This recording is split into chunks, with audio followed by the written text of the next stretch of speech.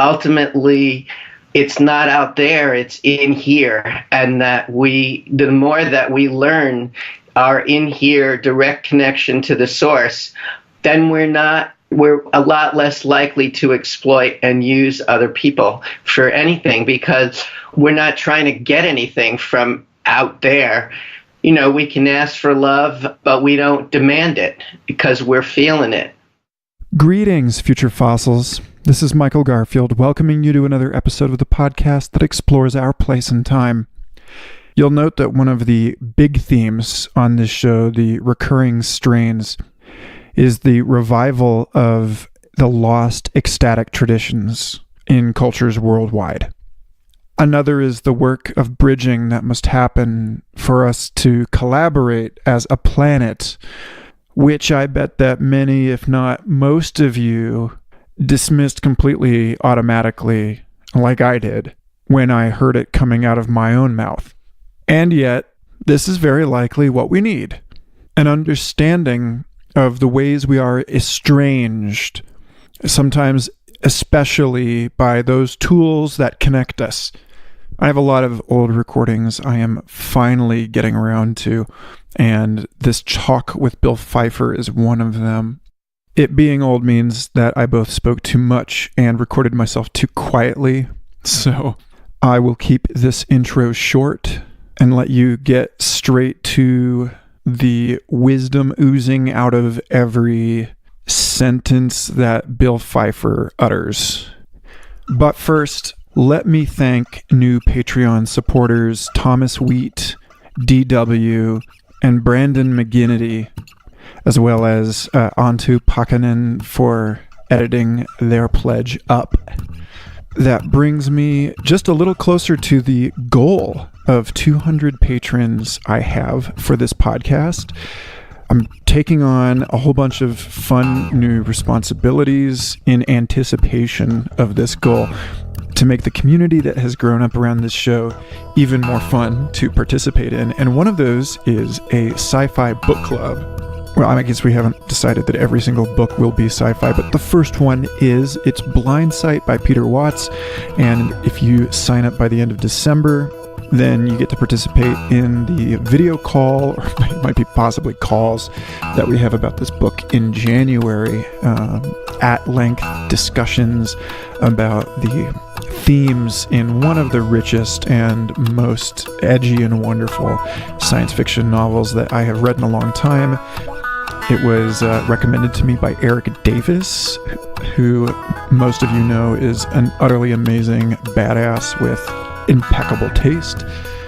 If you don't believe me, listen to episode 99. Anyway, yeah, and I am also going to publish a special highlight reel of my favorite excerpts from some of my favorite episodes of the first 100 of this show for Patreon supporters here, as a holiday gift to everyone who has been thrown in $2 or $5 or whatever dollars a month. It's awesome and it helps a lot. Most importantly, it helps me make time to do fun things with you, like share constant cool stuff into the amazing discussion that is the free public Future Fossils Facebook group. It's like over 1,600 people in there. It's amazing. You guys are wonderful. Anyway, patreon.com/Michael Garfield. Go there, enjoy all the free stuff I've posted there. When I get a notification that someone new is supporting the show, it automatically improves my day like 5%, as does seeing the number of Apple Podcast reviews go up. That is very cool. Y'all are wonderful. What am I to do with myself? My fortune is just extraordinary. Okay, here's Bill Pfeiffer. Enjoy. And I'll see you next week.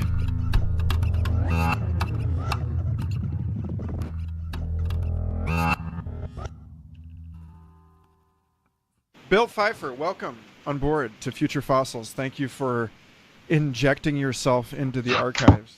Yes, I'm here. So let's talk about your work in restoring to people a sense of, I mean, perhaps the word is not participation mystique, but a sense of their place, their role, their embeddedness maybe in nature, That's a beautiful their word. reconnection to their own bodies and their kind of cultural inheritance. How did you become preoccupied with this work? Great question. I've been at this for a while, and it's an evolution. And I had like I think many of us who are passionate about spiritual evolution, I had a mystical experience when I was 26 years old, and of all places, a massive peace demonstration. It was the second special session for nuclear disarmament at the UN on June 12th, 1982, and 1 million people came together to basically say we don't want to get into a nuclear war with the then Soviet Union. And I had been kind of brought up on Vietnam War demonstrations, and which were incredibly violent and antagonistic and hateful. And this was 1 million people where there wasn't one arrest. And it was the most, it was like Gandhi has a phrase called satyagraha, which is the truth force or the soul force. And I felt like I was part of humanity evolving. It felt inevitable at the time, evolving in a good way with planet Earth. And that just, I was drinking too much at the time, and I was a little bit, life was a little bit meaningless and narrow. And after that demonstration, I just, I was never the same. And I felt like I could make a difference, like you can make a difference in how things play out here on planet Earth. And what were you doing when you got involved with that? Like, how were you occupying yourself? What did you think you were here to do? I was a young cabinet maker. I had finished my apprenticeship. I was doing woodworking in New York City, and I had recently married, and I think, my worldview was like, how do I take care of myself? Just making sure the bills are paid, and what's in my own personal domain, and that has not ceased to be important. It's just not the only thing, and I think that's where I kind of got blown away. This much larger picture that we humans are involved in, and as I said, I've never been the same since. That was a while ago.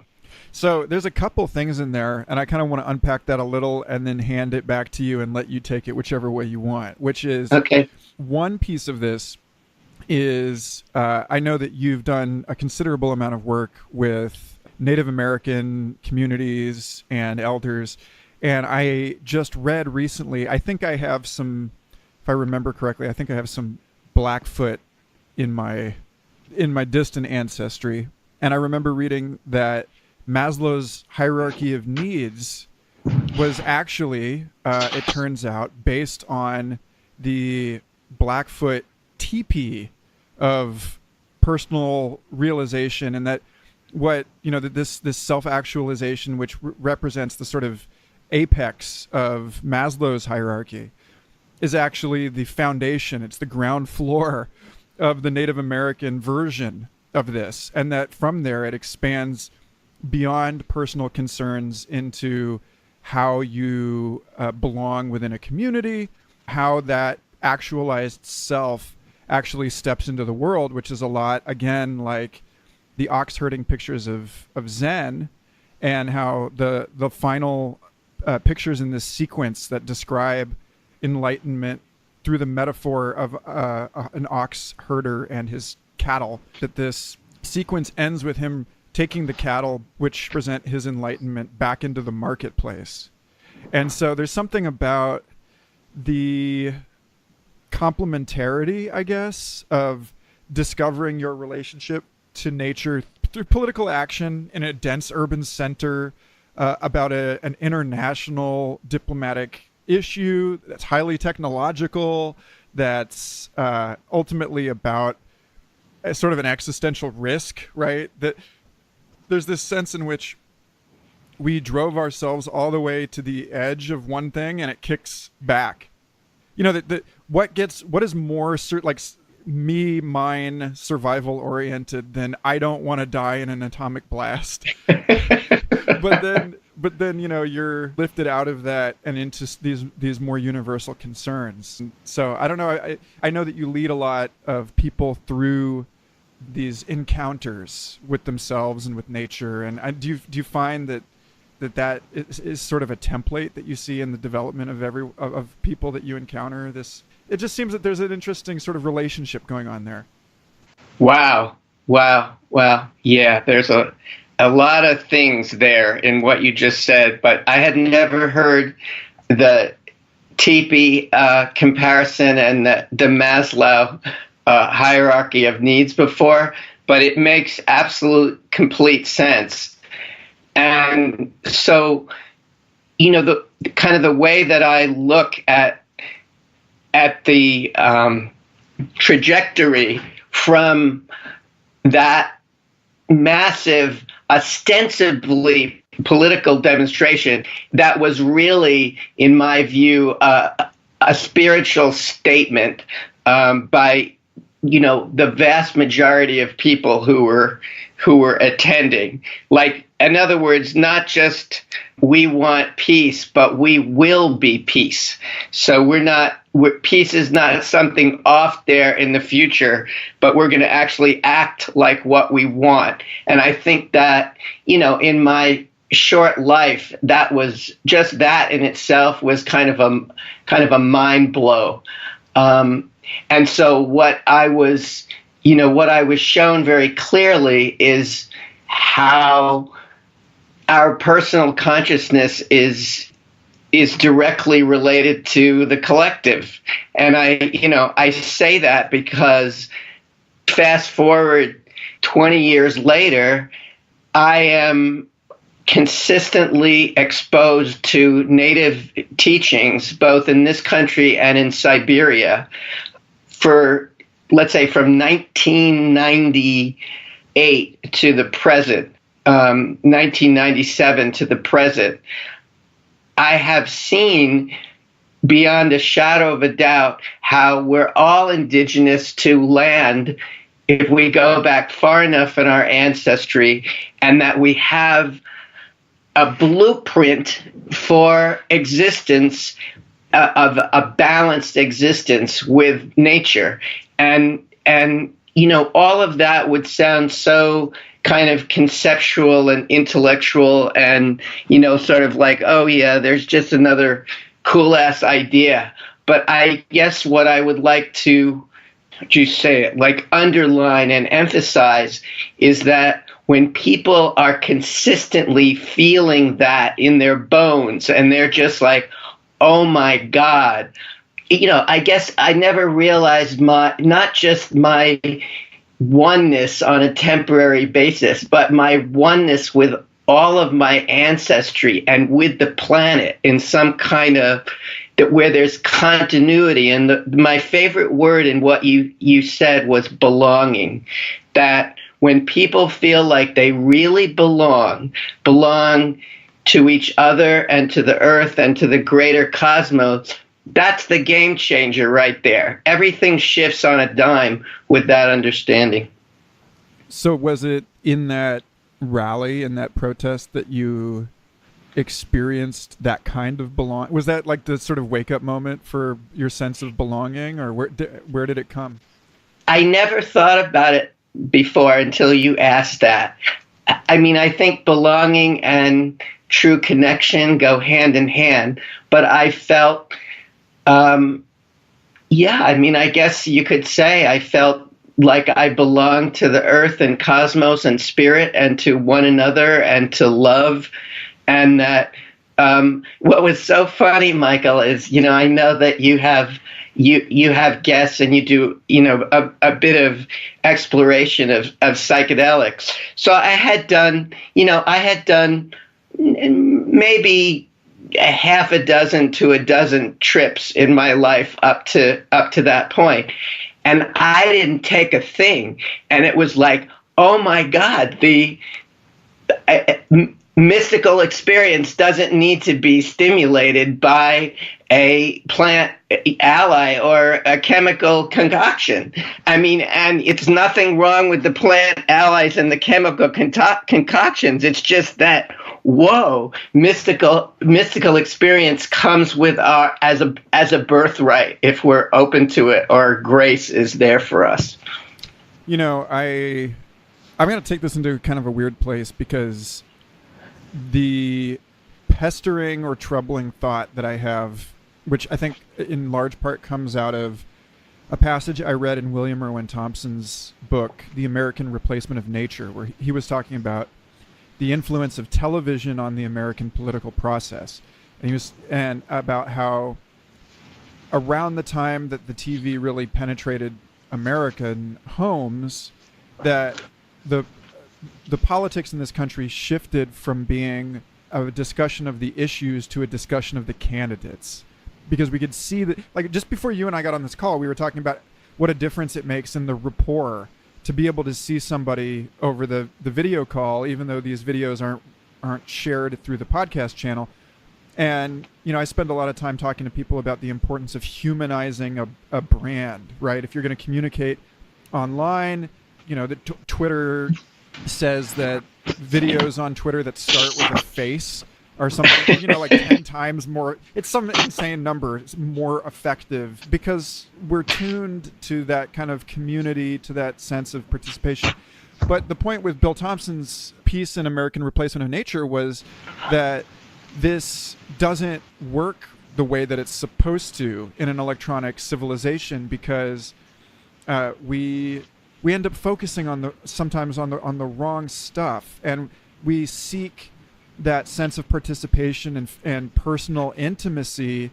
We need it so badly that people have found ways to give it to us, basically to manipulate that, to exploit that sense. And so you get stuff like, I mean, well, really, like any kind of fascist rally or demonstration is a great example of this. It's like these are people that have been, in almost any case, you look through history, and fascism arises at this moment where it's as a populist movement to like give people a sense of belonging in something greater than themselves, you know, to give them a sense that they can make a difference, that they're no longer disenfranchised by this system. And it's, of course, like leading them into the slaughterhouse, right?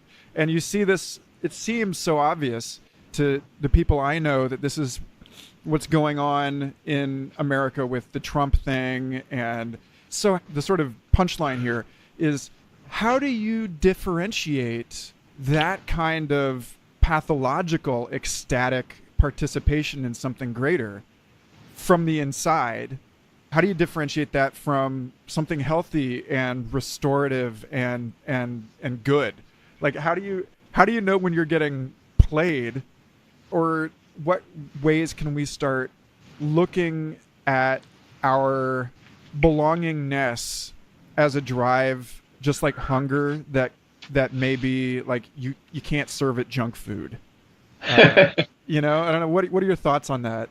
Well, fascism is junk food, and it's sort of like, you know, if you know, I think that what you're asking is very profound, and in the sense that I never quite looked at it that way. And my first impulse was that fascism is fear-based, other-based. It's me against you. It's us against them. It is about, you know, in a sense, it's our way or the highway.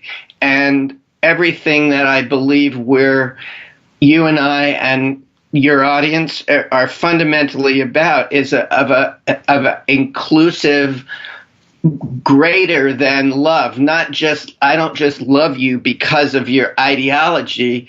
You know, I love you because of who you are and your embeddedness in the natural world. I mean, you know, you never hear Hitler talking about nature. At least I haven't, heard that yet. And, another thing as a Jew, you said something about the slaughterhouse, and I was thinking, yeah, it's like everybody we don't like is basically we want them in the slaughterhouse. So, it's funny, your question provoked a very visceral response in me. And I was actually, as I was listening to your question, I was thinking, I'm so glad that he wanted to bring politics up, because I am watching what's going on in this country like I have never watched it before. I'm watching and studying the news and developments. And I'll say parenthetically, I've been to Russia 42 times. I speak the language, and they have a form of fascism there. It's an autocracy, and I know that firsthand. And it's not something, I was always like a Democrat and a liberal and even socialist, God forbid, growing up. And so I was always very, how shall I say, I would always say, beware of red baiting and beware of Soviet and Russian bashing. And it's like, no, those people are fantastic people, and their land is fantastic, and their culture is fantastic. And unfortunately, Michael, for 1,000 years, they seem to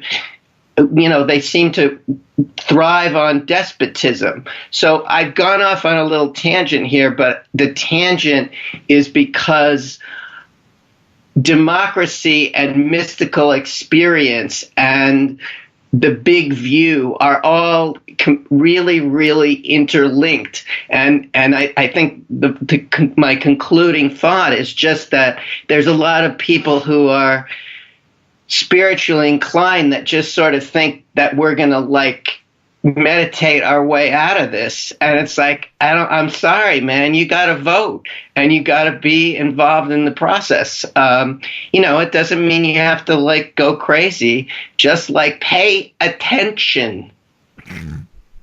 Yeah. Well, Sean Hargens, who was on the show, I think episode 60, has this great thing in his organizational development coaching where he talks about measurement itself being transformative. And I think that there may be, when you say don't just meditate, for God's sake, pay attention. There's kind of a beautiful paradox in that the doing and the non-doing. Yeah. I wanted to ask you actually about your 42 trips to Russia, because I take it that was to commune with Siberian shamans. Well, so you've just asked the connecting thread between that demonstration in 1982 and the shamanic work that's my work front and center. And, the connection is that within a year of that experience, I was invited to go to the Soviet Union on a citizen diplomacy trip. And so the Cold War started to recede because of the Gorbachev, the thaw and so forth. And then we'd made all these wonderful friends over there who, realized, okay, it looks as though we're going to avoid incinerating ourselves, but what do we do with all these great connections that we've made? And then we said, oh, wait a minute, there's actually a World War III that's going on, and it's kind of ecocide on planet Earth. It's a slow nuclear war kind of thing. And let's work on that together. And so I started a group called Sacred Earth Network, and we raised money to provide internet access way back in the late 80s and early 90s when nobody even had heard of email and stuff like that. And so from that moment, depth needed to come into the equation for me about how are we going to make a difference on environmental issues. And that's when I kept it was like whispering in the ear, go indigenous, find out about your roots, find out about our roots. And so the native Siberians is essentially, this is making a very long story short, the native Siberians in the, whatever that was, in the late 90s, essentially said, we want to know what the Native American experience is with conquistadores and how they have dealt with 500 years of oppression and conquest. And, we think they're pretty kick-ass warriors, and we want to learn from them. And so that kicked off the Native Siberian Native American exchange, which I'm probably of all the things I've done, I think I might be most proud of that. And so the last part of this is that, Michael, I got a front row seat to shamanic teachings, to this white guy on both continents, which was kind of a remarkable reward for me. So what is that piece of it like for you? Because I think there's probably two people in the audience that are listening to this that are thinking, you got a white guy to talk about Native Americans on the show. Why didn't you just get Native Americans?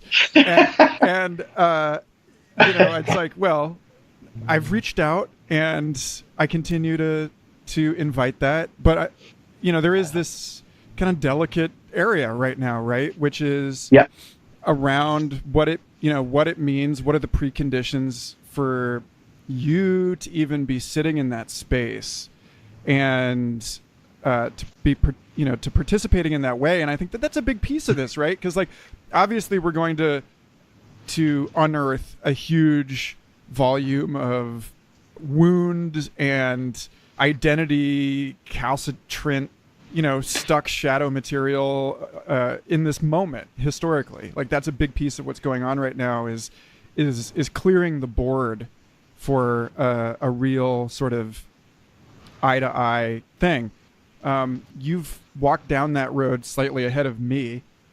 So what were your practices for right relations in that space? What was your experience of being included or excluded from different parts of that process and the rightness or wrongness of that? Yeah. That question and that discussion, I hope we get to speak again, because I don't know how much time we have, but it's such a treasure, a mother lode. It's a mother lode of really, really important,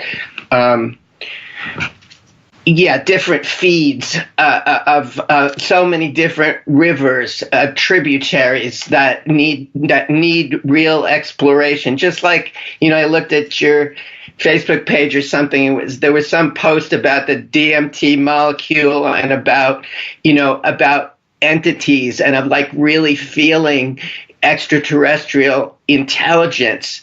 And it's like, there's just so much cool stuff about what you just asked. And I mean, the short version is that my elders, both over there and over here, they basically said, we're the five-fingered ones, we human beings. Generally speaking, we're, white, yellow, red, and black.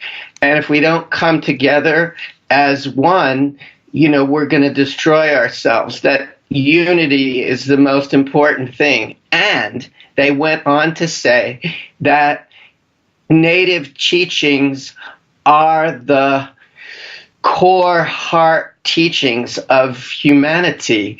And so what they told me on and on and on again is, if you're going to do this, do it right, don't exploit it, teach what you learn well in a good way, and respect your elders, which is not just your native elders, but your animals and your plants and your stone beings, which are all far older than the fledgling humanity. So I think what I'm emphasizing here is that, yes, the deep wound that is born out of domination in a sense, we all experience, and we all have this pain body, to use Eckhart Tolle's word. We all have, so it's going to take generations and then generations to unpack this. But if we have a kind of baseline understanding about what our intention is, as far as that belonging to Mother Earth, belonging to Father Sky, belonging to each other, if we just kind of use that as like, this is the, I was thinking, this is sort of the kind of a rope as we climb up this mountain together, that, you know, we're going to want to go different ways, but that's our rope that we're not going to let go of as we climb this thing up together. So the reason I'm sort of going on a little bit here is because your question is so fascinating and so complex, and there's so many different angles to it. But I just, you know, that's the first thing that sort of jumps out at me. Let me drill in a little bit. That's such a bad phrase for this. God. Let me frack this conversation a little more. Yes, the you know, inherited native lands of our language. Let me, you know, mine it for more precious ideas. No, let's. But I am curious to explore in greater detail or resolution the piece about what it took. It sounds to me like that you were lucky enough to be working with people who were, again, to call on Bill Thompson's sort of framing of this, cosmopolitans, in the sense that they were cosmic citizens, and that cosmic citizenship is what is lacking in so much of these conversations, whether it's about our relationship to the, you know, non-human parts of nature, or whether it's about identity politics within the human world, that both of them seem to be, these conversations are symptoms of the fact that we no longer build these archaeoastronomical edifices, you know, the age of megalithic calendars, where, you know, everything that we made was a microcosmic map of the whole as we understood it. And we knew it would fit. You know, we knew that if you're in this room of the house, this room is associated with the head of the being. So that's like the throne room of the castle. And then you move down here and that's the lungs. So that's where your, you know, grief work is processed or whatever. And it was all of a piece. And it sounds to me like, and this is all sort of just the run up to this, but it sounds to me like you were with people who understood it in that way. And so therefore the conditions of your participation were a little bit more about your respect than your other traits.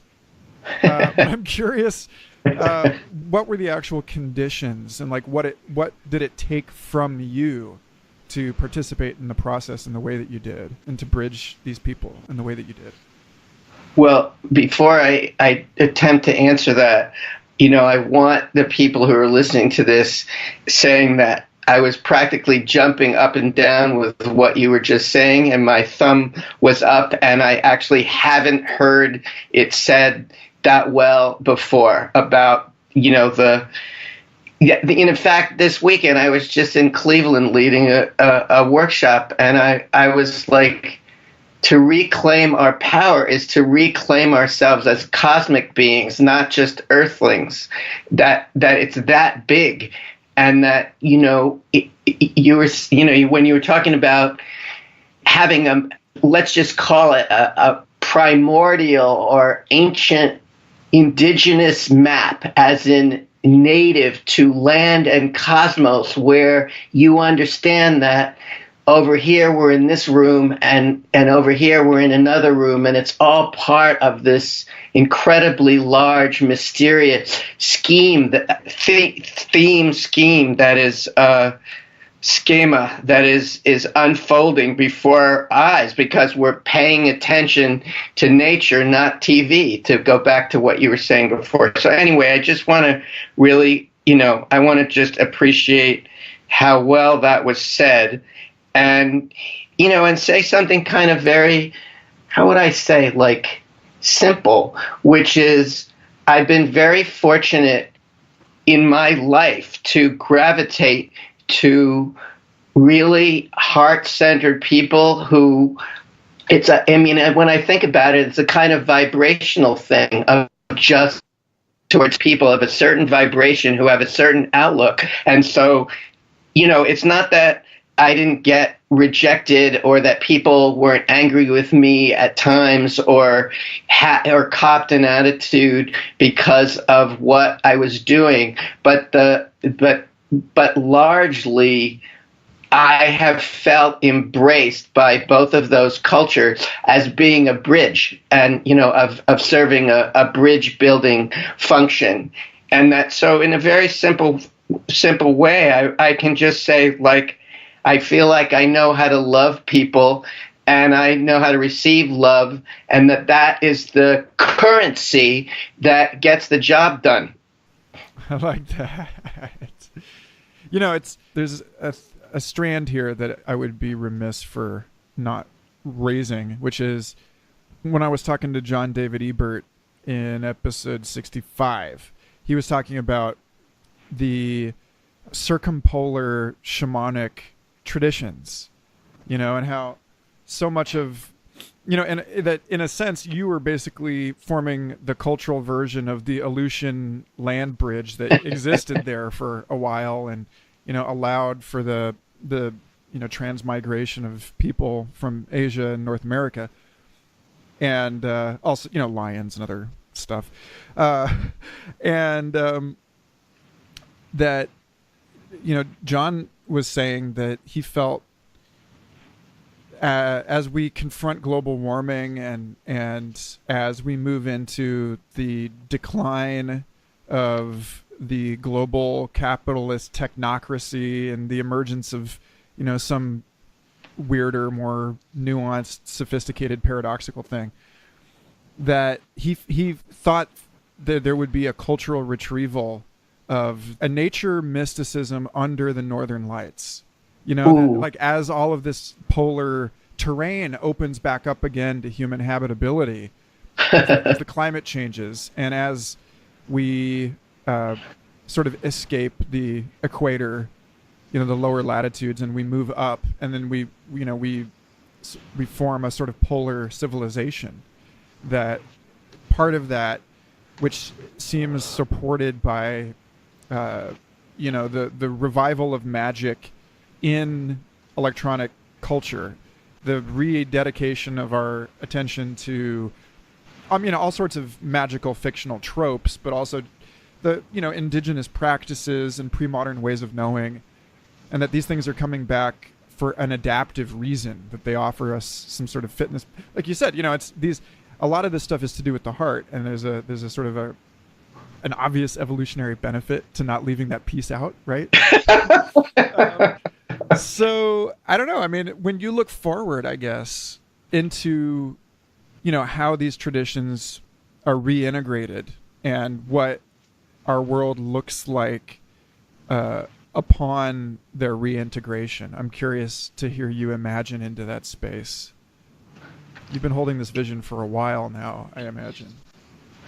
Well, I would say I was an amateur futurist, and then I gave up because there were way too many possibilities, and I was just wasting my time getting afraid of imagining, I'd read this one, I'd read that one, I'd think this, and so forth. So what I feel like I've learned is that since I get to imagine anything I want, I can imagine, Michael, that those primordial shamanic teachings, which are built into the fabric of nature, they reveal themselves more and more and more as we evolve under probably great stress. So the idea of, kind of a northern migration, if you will, whatever, over the span of the next 1,000 years,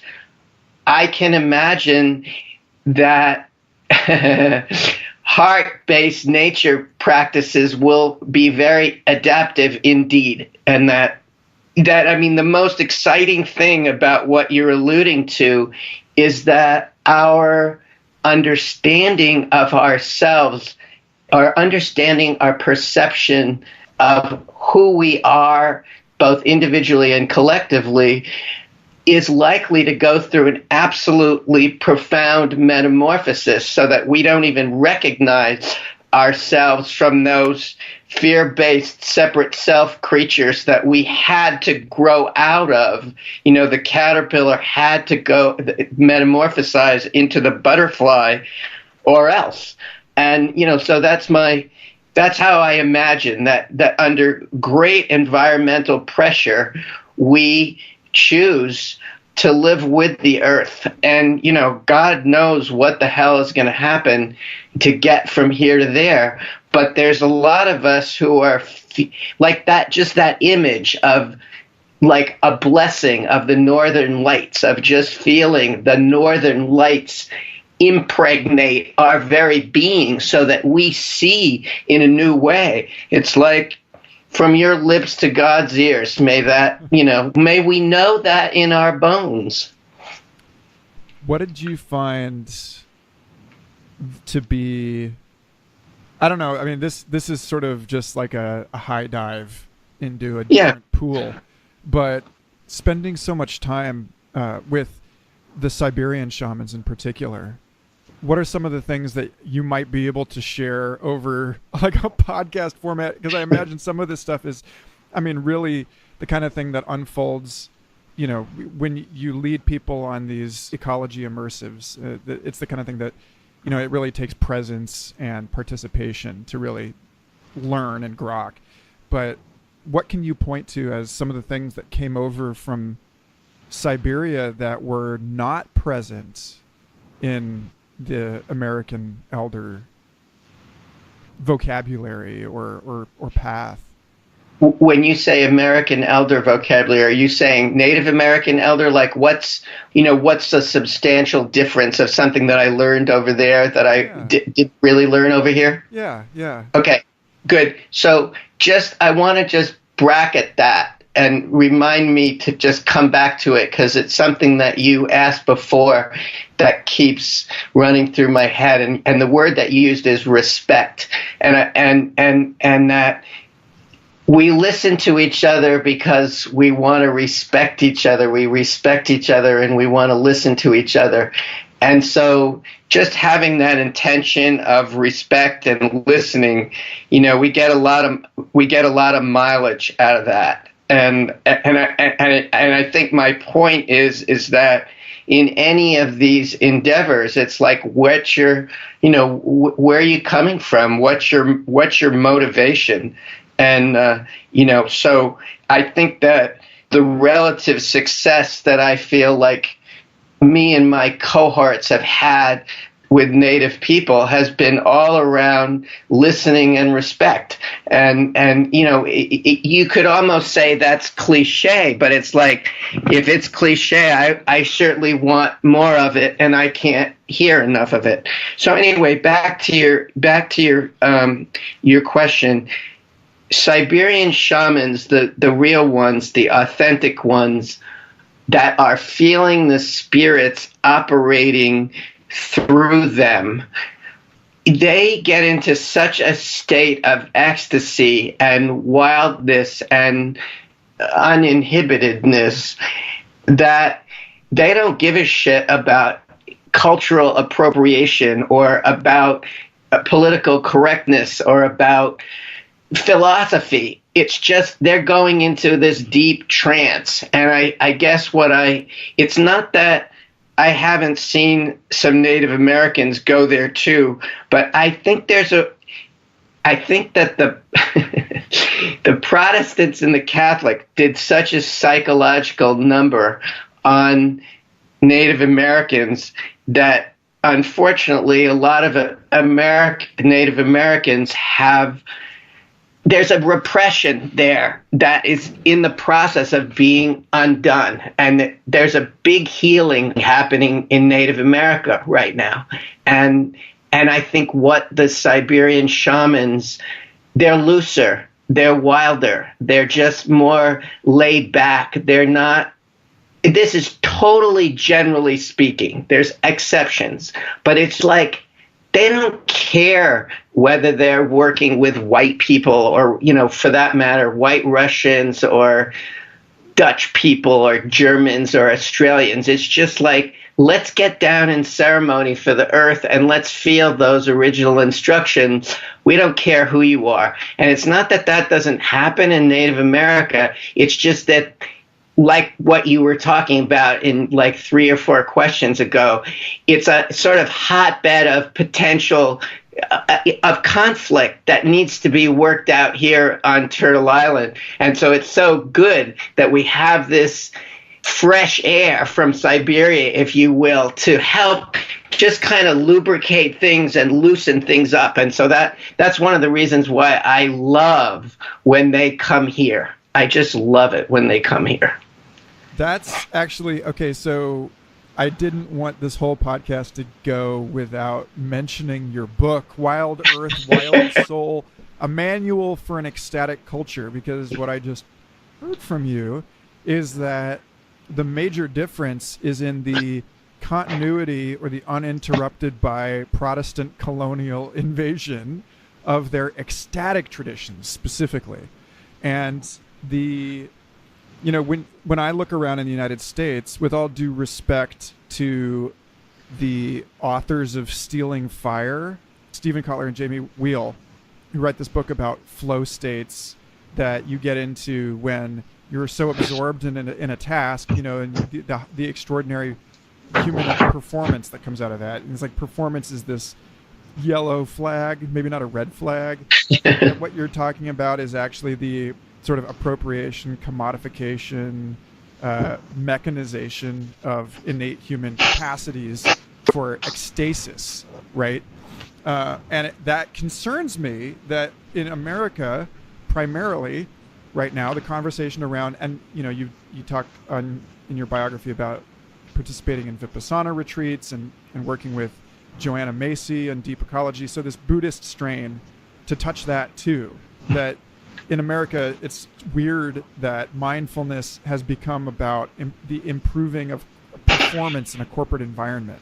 And that it seems to me as though right behind it on that conveyor belt, if you will, is ecstatic experience. And that, like, the final frontier of global capitalism is to figure out how to integrate ecstasy into the marketplace and like make it something that we do as consumers. So I would love to hear you. Yes. I would love to hear you talk about this as a guy who unironically, accepts money from people to teach them about ecstasy. Mm-hmm. I say that, with total humor. Right on. Let's just put it all out there. But clearly there are right and wrong ways to do this in the global market, right? So where are we going in the healthiest possible way? Wow. Yeah.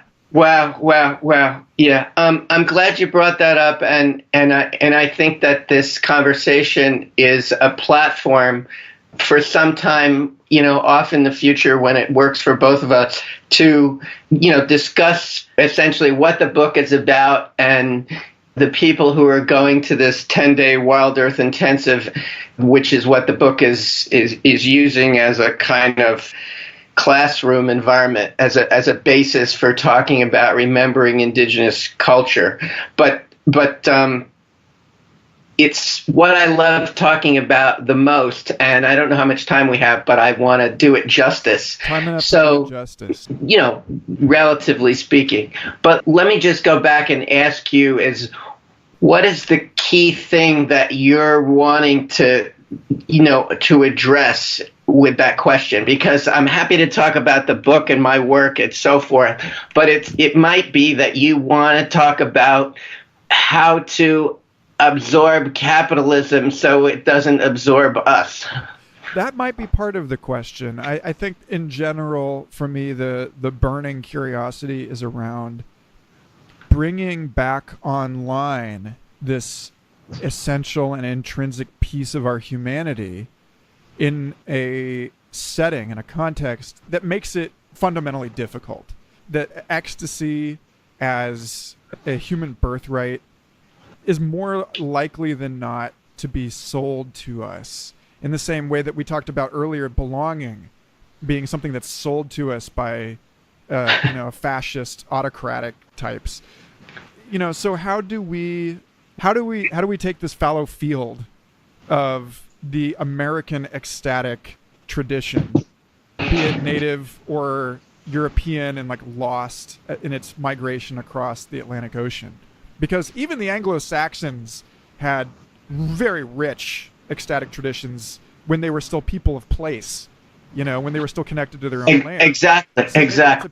I think the proof is in the pudding, as in we can talk about stuff till we're, what is it, red in the face, blue in the face, that there's a place for intellectual and conceptual analysis and exploration, which can serve as a kind of container to move forward.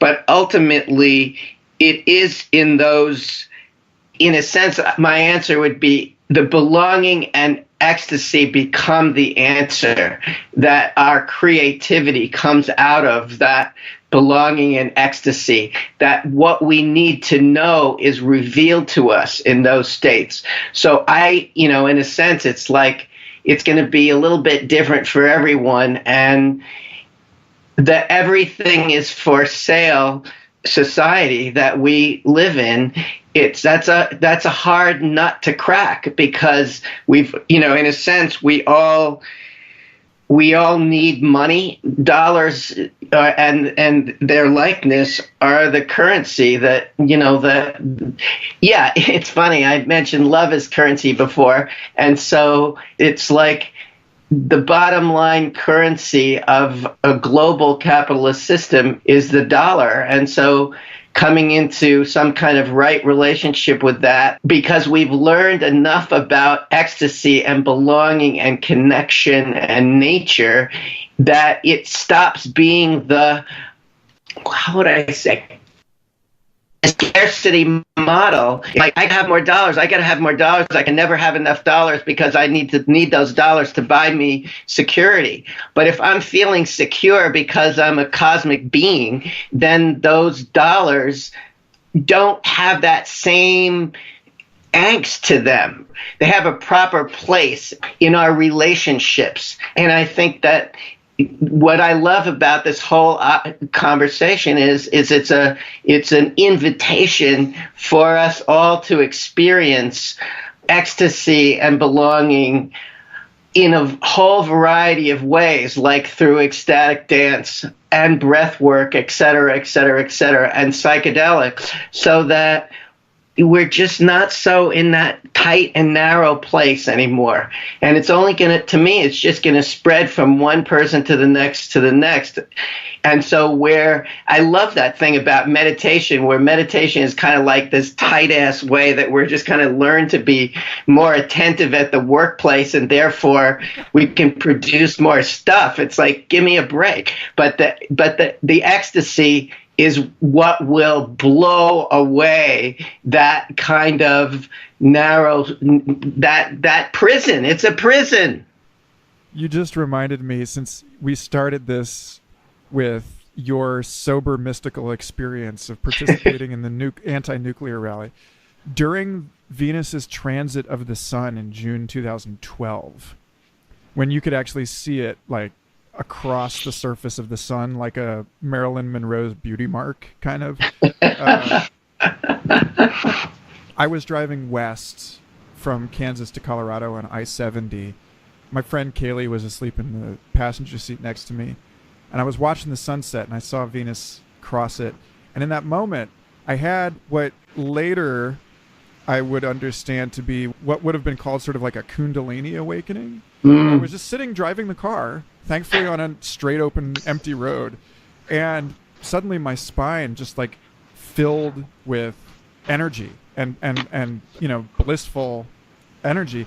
And I had this image occur to me, a legit spontaneous mystical vision of this same experience happening to millions of people all over the world, and it being the moment of the reclamation of our own sovereignty as beings, because we realized that we didn't have to extract pleasure from other people in order to have it for ourselves. That, to the mathematical term is what Pareto optimization, where I win, therefore you lose, the Trump mathematics.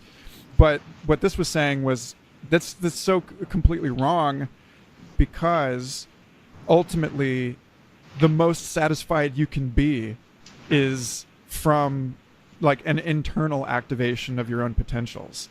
And so that there would be this wildfire of people claiming their own, specifically like sexual and creative power, rather than trying to get treated by other people.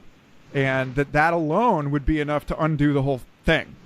And so, like in light of that, it's like, oh, no wonder they want us thinking that we need to buy sex bots or whatever to. What you just said is the revolution, Michael. Again, I'm jumping up and down again. And yeah, in all the things we mentioned, we forgot to talk about sex and about, and the wild ecstasy and spiritual magic that is possible through unbridled conscious sexuality. And so I'm down with that. And, it's like more power to you, brother, and just keep it up. I was thinking, I'm glad he's younger than me, because it's like I feel like I'm in, good hands as I get older. That, it's kind of like the torch of what, we're talking about light here, about passing the torch of light, of ecstatic light on in a good way. And it's like, just keep doing what you're doing, man. I'm psyched. Thank you. Isn't that, just as an aside, isn't that the one definition of shaman is like the fire keeper? And like the fire and the story are kind of equivalated in that space? Yeah. I mean, the first definition of shamanism, of a shaman coming, from the Siberian Tungus language, was to heat up. And so, there's lots of different ways to look at it, but to heat up into ecstasy. And I love your Kundalini experience, and I just want to double down on that insight, which is ultimately, it's not out there, it's in here. And that the more that we learn our in here direct connection to the source, then we're a lot less likely to exploit and use other people for anything, because we're not trying to get anything from out there. We can ask for love, but we don't demand it because we're feeling it.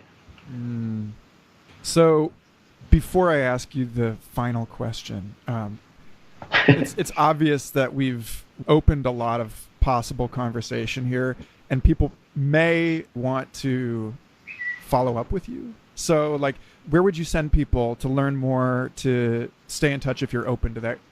I'm very open to it.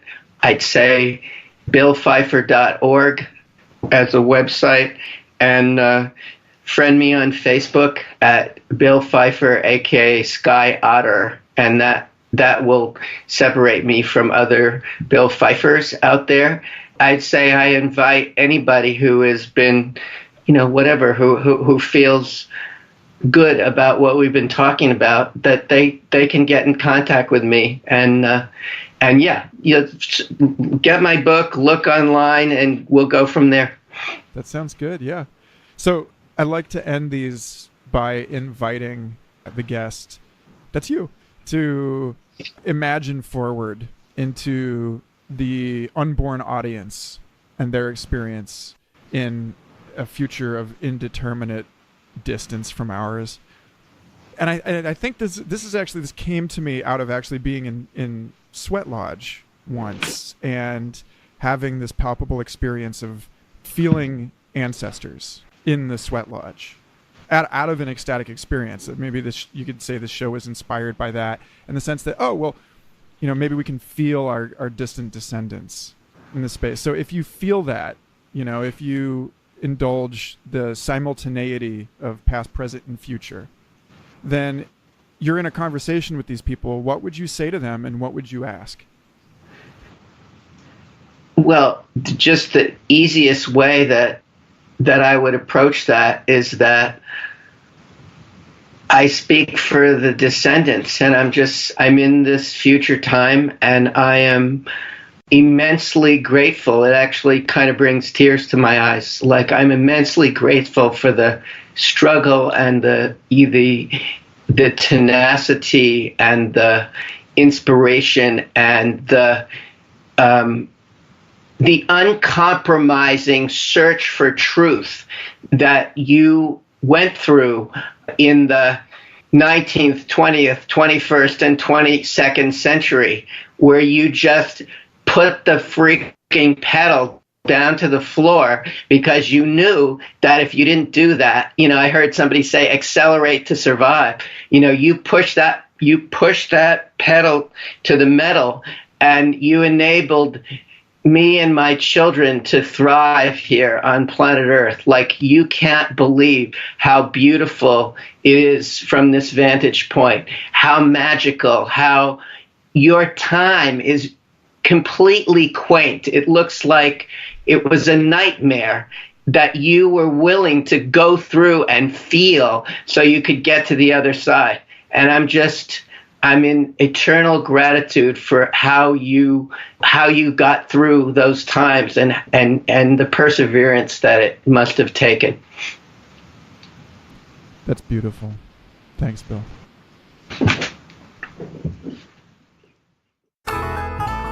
Thanks for listening to the show. I hope you enjoyed this episode as much as I did. Future Fossils is part of the MindPod network, along with such other great programs as the Astral Hustle, Third Eye Drops, Synchronicity, It's All Happening, and many others. I highly recommend you go to their website, MindPod Network, and check us out. Thanks again for listening, and have a great eon.